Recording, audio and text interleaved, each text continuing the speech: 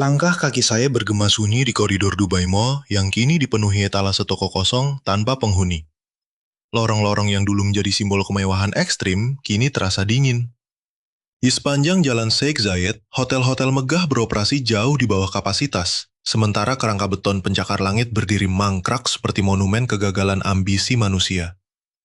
Kita harus mengungkap kenyataan pahit tentang apa yang terjadi di Dubai pada tahun 2025 ini. Kota masa depan yang dijanjikan kepada kita kini berubah menjadi alarm peringatan global. Sektor real estate baru saja mencatat kuartal terburuk dalam 3 tahun terakhir, dengan transaksi properti yang merosot tajam hingga 18%. Ini bukan sekedar kerikil kecil di tengah jalan, melainkan sebuah guncangan hebat yang menguapkan miliaran dirham dari arus kas kota ini secara misterius. Sektor pariwisata yang selalu mereka banggakan pun kini loyo dengan penurunan angka kunjungan sebesar 9% dibanding tahun lalu. Okupansi hotel merosot hingga 73%, angka terendah sejak dunia berusaha bangkit dari masa pandemi. Namun ketakutan yang sesungguhnya sedang menjalar di ruang rapat para petinggi pencakar langit.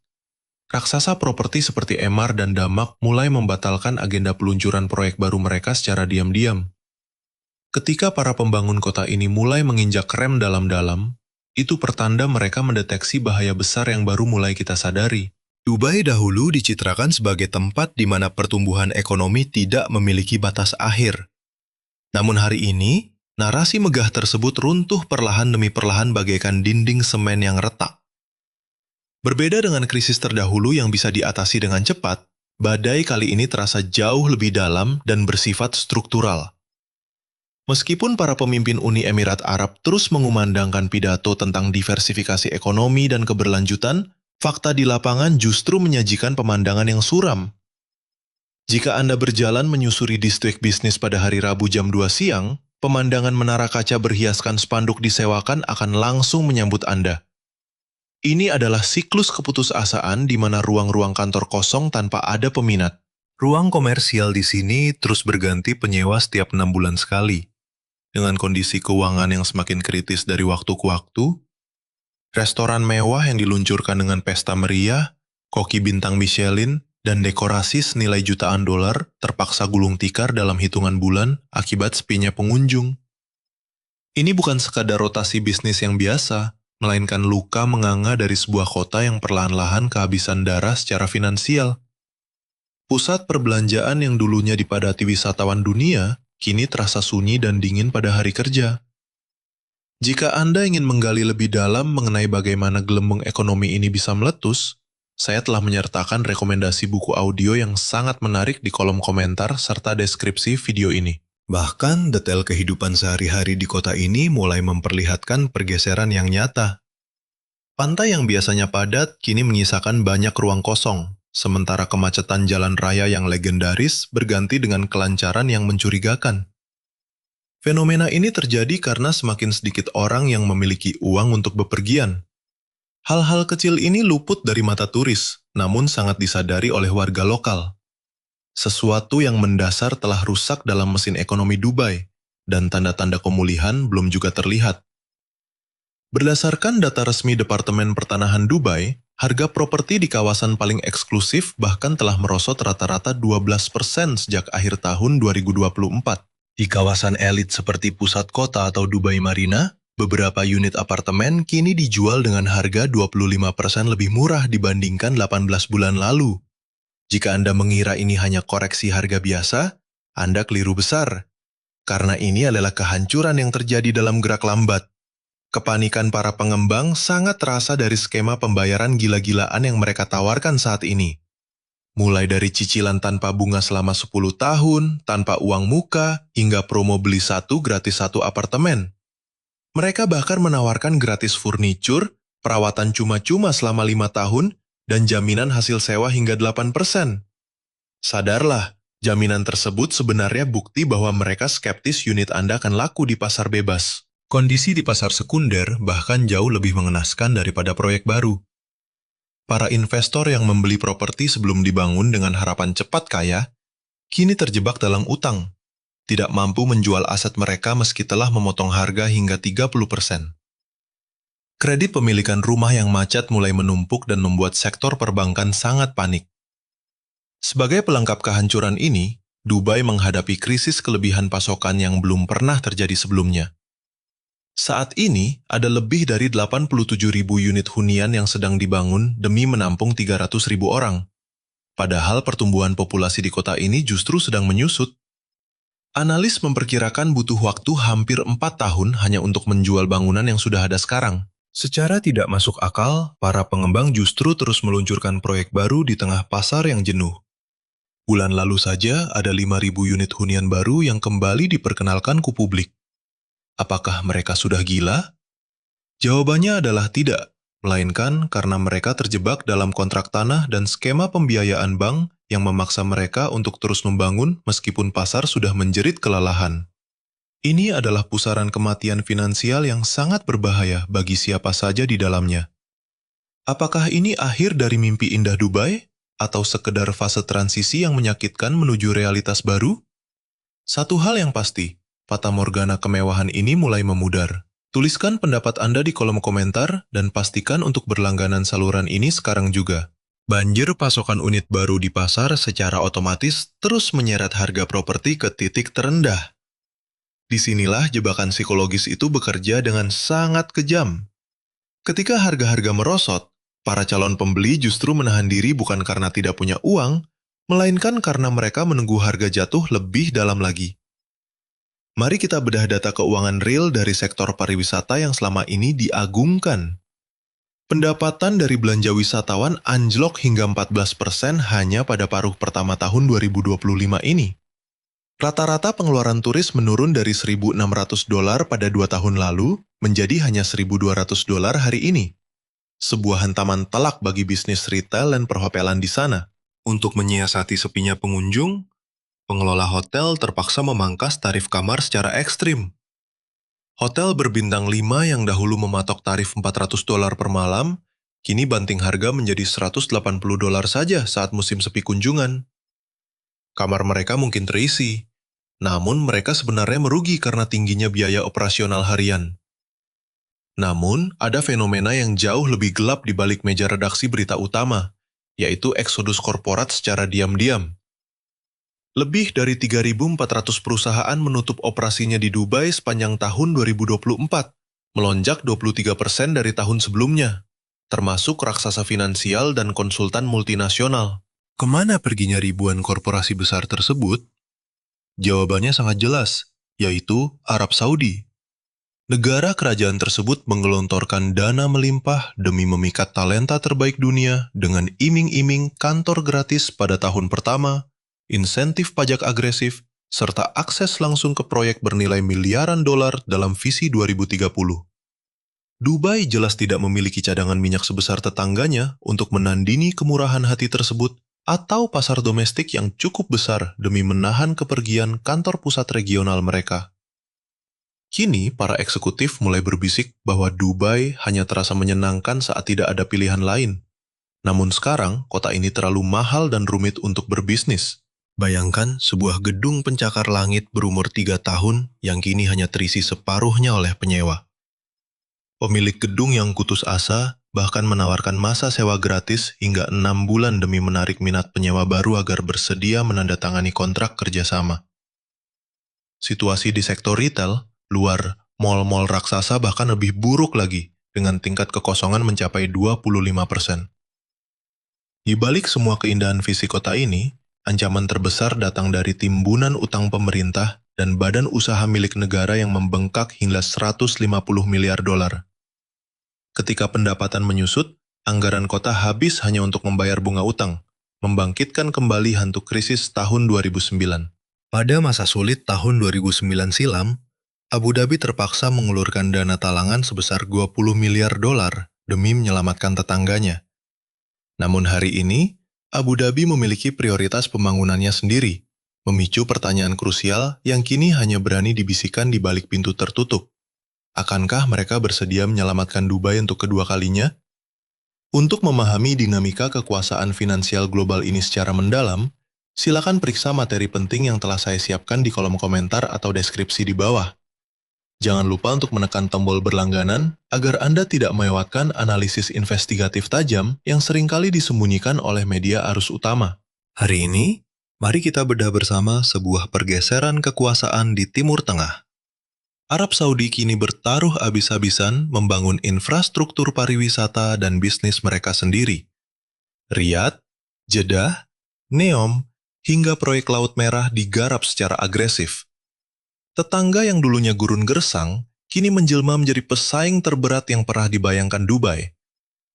Pihak Saudi menggelontorkan ratusan miliar dolar demi membangun alternatif total. Mereka memiliki apa yang tidak bisa diimpikan Dubai, yaitu aliran petrodolar tanpa batas dan status penjaga kota suci Mekah serta Madinah. Selama puluhan tahun, Dubai menjadi satu-satunya oasis modern ramah barat di Teluk Persia. Namun monopoli itu kini telah berakhir. Kini, para pelaku bisnis dan wisatawan memiliki pilihan baru. Banyak dari mereka mulai berpaling ke Arab Saudi karena di sanalah mega proyek masa depan dilahirkan. Anggaran belanja publik yang luar biasa besar dipusatkan di sana, menciptakan peluang emas yang sangat nyata. Pesan dari pemerintah Saudi pun sangat tegas. Jika ingin mendapatkan kontrak infrastruktur kami, Anda harus berkantor di sini secara fisik. Kebijakan keras ini langsung memicu eksodus ribuan perusahaan yang sebelumnya bermarkas di Dubai. Selain itu, pihak kerajaan juga melonggarkan aturan visa secara radikal, mengizinkan pasangan belum menikah untuk sekamar, dan gencar menggelar konser musik kelas dunia demi mengalahkan dominasi pariwisata Dubai. Semua langkah agresif ini didukung oleh kekuatan finansial luar biasa yang benar-benar tanpa tanding. Ditambah lagi, situasi ini diperparah oleh perlambatan ekonomi global saat ini. Kepercayaan konsumen di seluruh dunia merosot tajam, dan hantaman ini terasa jauh lebih menyakitkan bagi Dubai dibandingkan wilayah lainnya. Mengapa demikian? Karena Emirat ini sangat bergantung pada pengeluaran opsional dari sisa pendapatan para pelancong.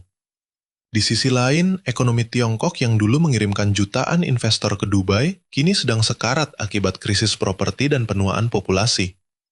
Kedatangan turis Tiongkok merosot hingga 31% dibandingkan tahun 2023, yang berarti ratusan ribu orang tidak lagi memenuhi hotel ataupun pusat perbelanjaan mewah di sana. Disinilah Anda dan saya mulai melihat retakan besar pada ilusi kemegahan ini. Liburan yang 2 tahun lalu berbiaya $3.000, kini membengkak menjadi $4.000 untuk pengalaman yang sama. Akibatnya, turis lebih memilih destinasi yang jauh lebih terjangkau seperti Turki atau Mesir. Tawaran nilai ekonomi Dubai telah runtuh sepenuhnya. Dulu, Anda bisa tidur di hotel bintang 5 seharga $200 dan makan mewah seharga $60. Kini, kota murah itu sudah lenyap. Kamar yang sama sekarang bertarif $500 saat musim ramai. Sementara makan malam biasa bisa menembus $150 per orang setelah ditambah biaya layanan tersembunyi. Bahkan tarif taksi dari bandara saja kini sudah melonjak 2 kali lipat dari harga biasanya. Strategi pemikat berupa kemewahan yang terjangkau kini telah mati total.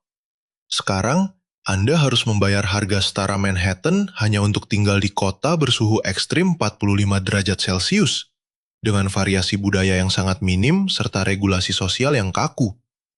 Harga alkohol luar biasa mahal, kemesraan di depan umum bisa menyeret Anda ke penjara, dan kebebasan berekspresi semakin dibatasi. Sebagai kota yang melabeli diri kosmopolitan, realitasnya mereka justru semakin tidak toleran, dan turis mulai menyadarinya. Foto estetis di Instagram tidak lagi cukup penopang ekonomi, sebab orang kini mencari keaslian, sementara Dubai gagal total karena semuanya terasa palsu. Pasar suk di sana kini dipenuhi oleh pernak-pernik murah asal Tiongkok dengan label harga setinggi langit.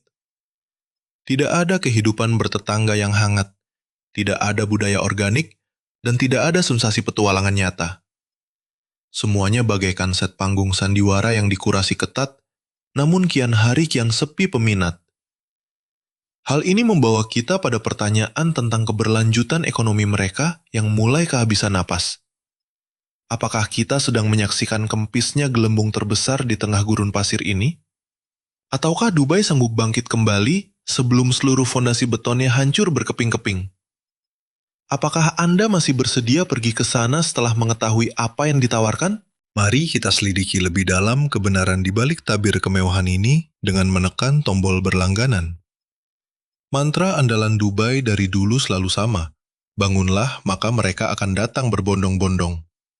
Mereka mendirikan gedung tertinggi, mall terbesar, hotel termewah, hingga pulau buatan paling ambisius di bumi demi memecahkan rekor dunia, berharap orang-orang datang demi menyaksikan kegilaan tersebut. Namun, trik sulap yang sama tidak bisa diulang terus-menerus, karena keunikan itu ada batasnya. Burj Khalifa memang sangat revolusioner saat pertama kali dibuka pada tahun 2010. Tetapi 15 tahun kemudian, gedung itu hanyalah satu dari sekian banyak menara beton di tengah kota yang sudah terlalu jenuh. Dek observasi mereka memang masih dikunjungi, tetapi angka kunjungannya sudah sangat jauh merosot dibandingkan masa kejayaannya dulu. Hal serupa juga tengah menimpa berbagai objek wisata andalan di seantero kota. Ingatkah Anda dengan biang lala terbesar di dunia yang dibangun di Dubai?